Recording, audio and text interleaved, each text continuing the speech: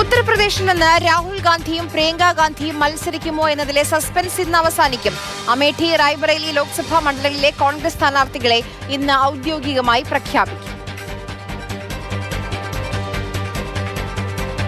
ലൈംഗികാതിക്രമ കേസിൽ MP പ്രജ്വൽ രേവണ്ണയ്ക്കെതിരെ lookout notice പുറപ്പെടുവിച്ച് കർണാടക സർക്കാർ.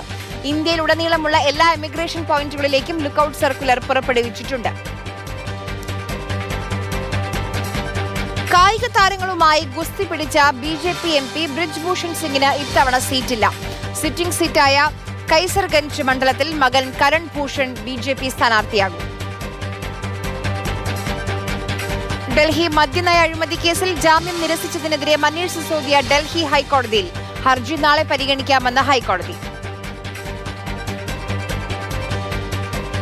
തെലങ്കാനയിലെ വോട്ടെടുപ്പ് സമയം പരിഷ്കരിച്ച് തെരഞ്ഞെടുപ്പ് കമ്മീഷൻ.